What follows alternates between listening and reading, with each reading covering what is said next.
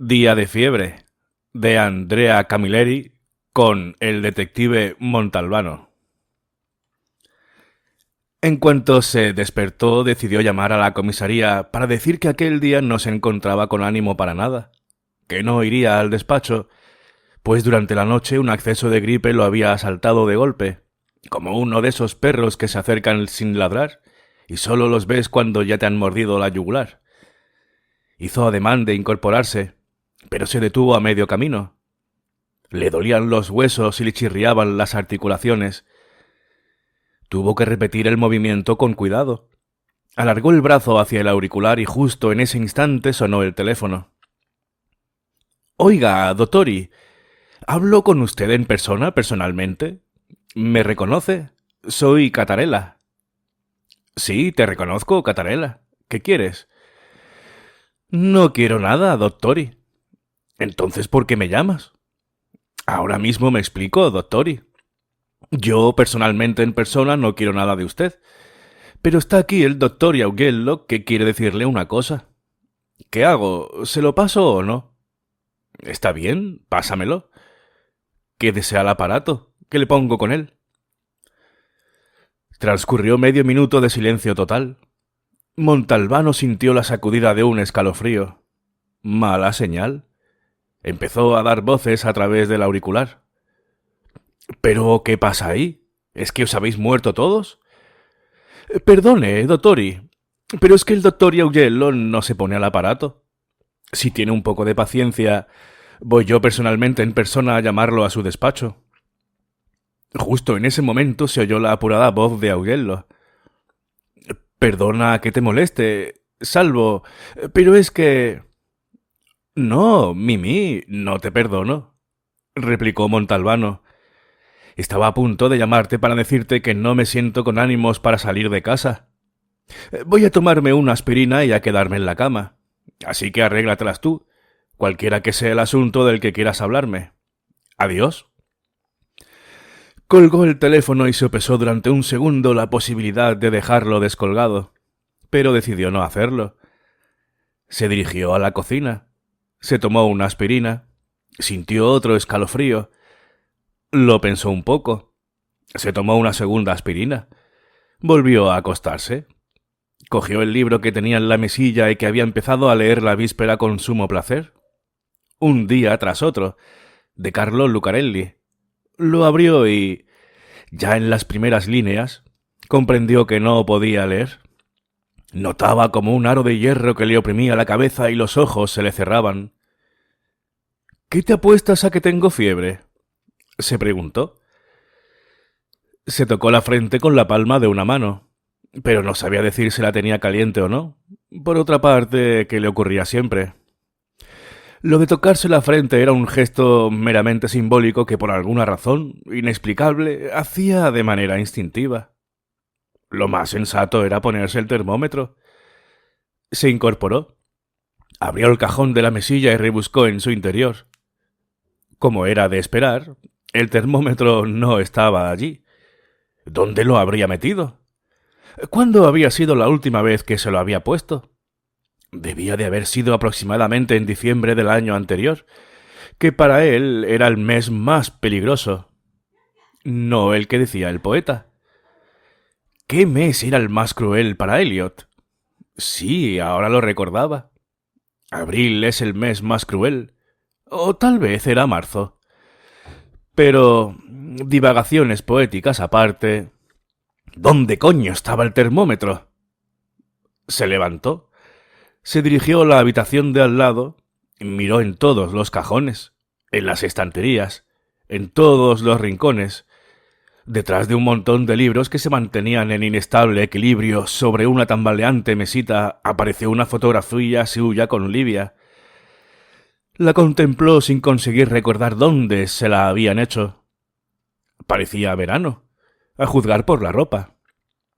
En segundo plano, se veía el perfil de un hombre vestido de uniforme, aunque no parecía militar, sino más bien un portero de hotel, o un jefe de estación. Dejó la fotografía y reanudó la búsqueda. Ni rastro del termómetro. Volvió a sentir un escalofrío.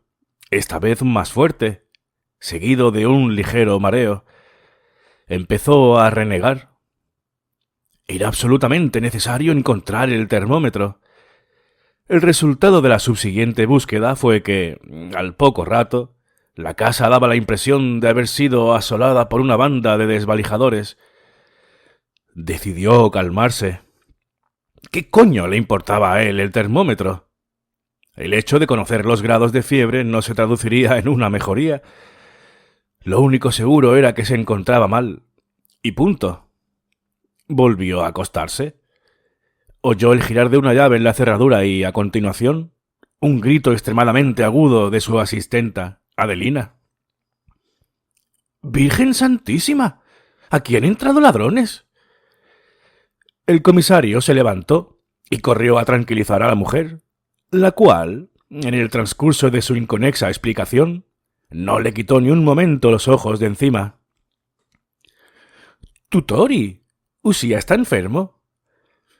Montalbano contestó con una pregunta que era al mismo tiempo una afirmación. —¿Tú sabes dónde está el termómetro? ¿No lo encuentra? Si lo hubiera encontrado, no te lo preguntaría. La respuesta molestó a Adelina, que se vengó replicando en tono belicoso. Si no la ha encontrado Usía después de dejar la habitación, que parece que haya habido un terremoto, ¿cómo quiere que lo encuentre yo? Y se fue a la cocina, ofendida e indignada. Montalbano se sintió perdido y confuso. De repente, por el mero hecho de haber sacado el tema, se le volvió a meter en la cabeza la idea de tener a mano un termómetro. Era una necesidad imperiosa. No tendría más remedio que vestirse, coger el coche e ir a comprar uno a la farmacia. Se movió con cautela para que no lo oyera Adelina, la cual sin duda le habría echado la bronca y lo habría atado a la cama para impedir que saliera a la calle. La primera farmacia que encontró estaba cerrada. Siguió adelante, hacia el centro de Vigata, y apareció delante de la farmacia central. Hizo ademán de bajar, pero un fuerte mareo lo obligó a sentarse de nuevo en el asiento. Experimentó una sensación de náusea. Luego consiguió salir del coche. Entró en la farmacia y vio que tendría que esperar, pues, con la epidemia de gripe que había, al parecer medio pueblo se había puesto enfermo. Finalmente le tocó el turno, y estaba ya a punto de abrir la boca cuando resonaron en la calle, muy cerca de allí, 2 disparos de pistola. A pesar del atontamiento que le provocaba la fiebre, el comisario salió en un santiamén y sus ojos se convirtieron en una cámara que grababa nítidos fotogramas en su mente. A su izquierda, un ciclomotor con 2 muchachos se alejaban a toda velocidad. El que iba detrás llevaba en la mano un bolso evidentemente robado por el procedimiento del tirón a una anciana que gritaba desesperada desde el suelo. En la acera de enfrente, el señor Saverio Di Manzo, titular de la homónima agencia de viajes, estaba siendo desarmado por un guardia urbano. El señor Di Manzo, imbécil notorio, se había percatado del robo y había reaccionado efectuando 2 disparos contra los muchachos del ciclomotor. Naturalmente no les había dado a ellos, pero sí a una niña de 10 años que en esos momentos rodaba por el suelo, llorando y cogiéndose la pierna derecha con las manos. Montalbano echó a correr hacia ella, pero entonces un sujeto que lo esquivó se le adelantó y se arrodilló al lado de la niña. El comisario lo reconoció. Era un vagabundo que había llegado al pueblo hacía 1 año y vivía de limosnas. Todos lo llamaban Farola, tal vez porque era muy alto y extremadamente delgado. En un abrir y cerrar de ojos, Farola se desanudó la cuerda con la que se sujetaba los pantalones, la ató con fuerza alrededor del muslo de la pequeña y levantó levemente la vista hacia el comisario para ordenarla. «¡Sujétala fuerte!». Montalbano obedeció, fascinado por la calma y la precisión del vagabundo. «¿Tiene un pañuelo limpio? Démelo y llame a una ambulancia». No fue necesario. Un coche que pasaba por allí recogió a la niña y la llevó al hospital de Montelusa. En ese momento llegaron 4 carabineros y Montalbano se largó. Subió a su coche y regresó a toda prisa a Marinella. En cuanto abrió la puerta de su casa, fue arrollado por Adelina. —¿Qué es toda esa sangre? Montalbano se miró las manos y la ropa. Se había manchado con la sangre de la niña. Ha ocurrido un accidente y yo... Váyase ahora mismo a la cama y quítese esa ropa. La llevaré a la lavandería. Pero, ¿cómo se le ocurre salir estando enfermo? ¿No sabe que la gripe mal curada se puede convertir en pulmonía? ¿Y que la pulmonía mal curada lleva a la muerte? Montalbano había oído a Adelina recitar la letanía de la gripe mal curada y la pulmonía por lo menos otras 2 veces. Fue al cuarto de baño. Se desnudó. Se lavó y se deslizó entre las sábanas de la cama recién hecha. No habían transcurrido ni 5 minutos cuando la asistenta entró con un tazón humeante. Le he preparado un poco de caldo de pollo muy ligero. No tengo apetito. Pues se lo dejo en la mesilla. Yo me voy. ¿Necesita algo? No, nada, gracias. A pesar de que tenía la nariz obstruida, percibió los efluvios del caldo. Se incorporó ligeramente. Cogió el tazón y tomó un sorbo. Era como se lo imaginaba, espeso y ligero al mismo tiempo, lleno de ecos de hierbas extrañas. Se lo bebió todo. Se tumbó con un suspiro de satisfacción y se quedó dormido. Le parecía que acababa de dormirse cuando sonó el teléfono. Mientras se incorporaba para contestar, miró casualmente el despertador de la mesilla. ¡Las 7! ¿Eran las 7 de la tarde? Pero, ¿cuántas horas había dormido? Sorprendido, levantó el auricular y oyó un pitido continuo. Habían colgado. Estaba volviendo a acostarse cuando se reanudaron los timbrazos, pero esta vez no era el teléfono, sino la puerta. Fue a abrir y vio a Fazio, que tenía un semblante preocupado. —¿Cómo está, dottore? —Un poco pachucho —contestó Montalbano, franqueándole la entrada y volviendo a acostarse. Fazio se acomodó en una silla a su lado. —¿Le brillan los ojos? —dijo. —¿Se ha tomado la temperatura? En ese momento el comisario recordó que aquella mañana, distraído por el tiroteo, había olvidado regresar a la farmacia para comprar el termómetro. Sí, mintió. Esta mañana tenía 38. ¿Y ahora? No lo sé. Luego me pondré el termómetro. ¿Hay alguna novedad? Ha habido un tiroteo.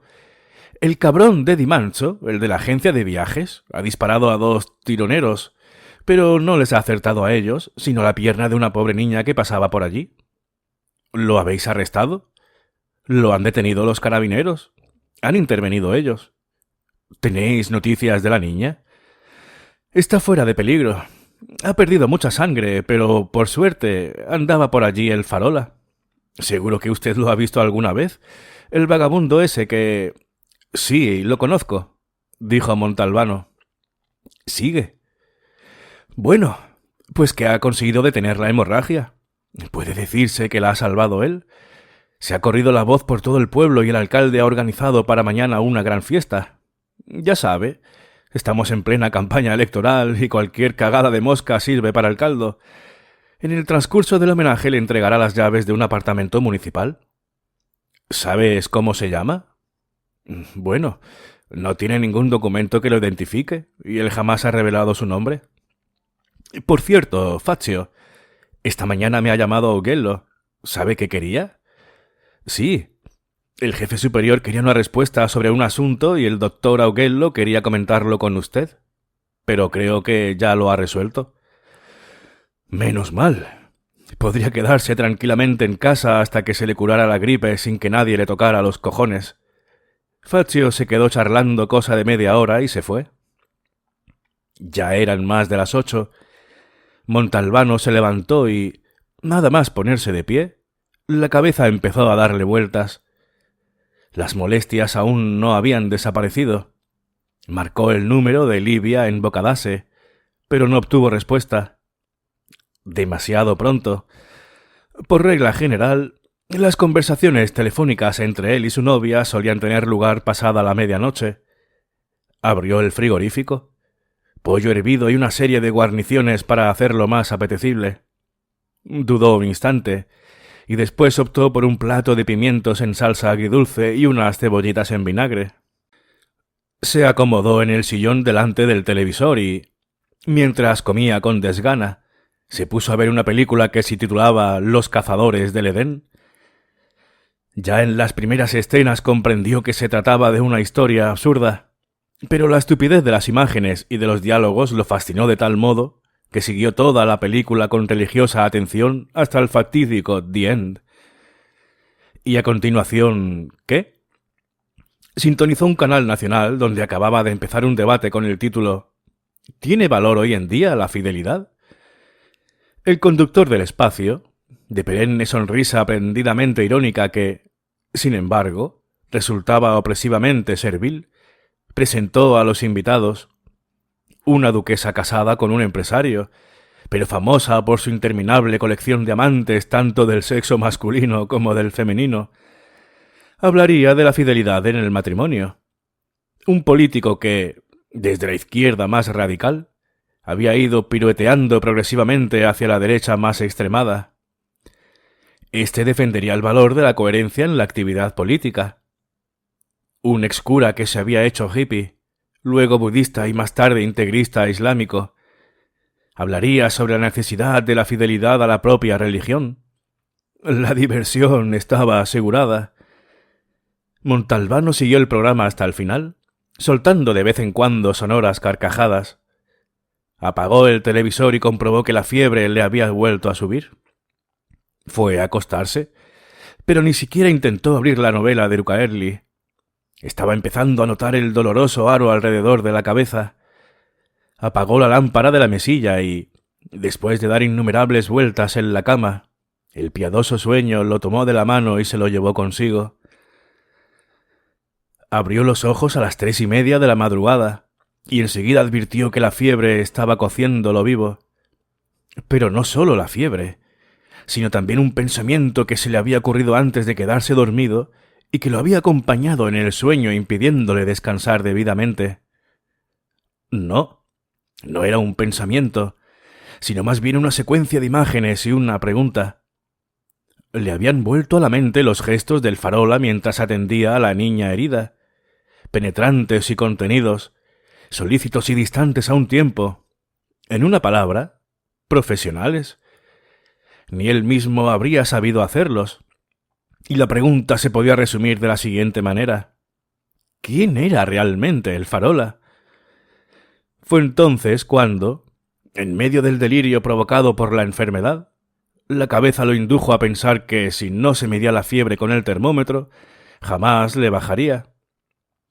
Se dirigió a la cocina, bebió 3 vasos de agua, se vistió de cualquier manera, salió, subió al coche y se puso en marcha. No se daba cuenta de que iba conduciendo en zigzag, pero por suerte pasaban muy pocos vehículos. La primera farmacia seguía estando cerrada, la farmacia central también, pero un cartelito que había colgado en la persiana metálica invitaba a acudir a la farmacia Lopresti, cerca de la estación. Soltando maldiciones, volvió a subir al coche. La farmacia se encontraba en la misma manzana que la estación. La persiana estaba bajada, pero dentro había luz. Le dijo al adormilado farmacéutico que quería un termómetro y el hombre regresó al cabo de unos minutos. —¿Se han terminado? —dijo, y cerró violentamente la ventanilla. A Montalbano se le hizo en la garganta un nudo de angustia. Se vio perdido. Si no se tomaba la temperatura, la fiebre adquiriría carácter crónico.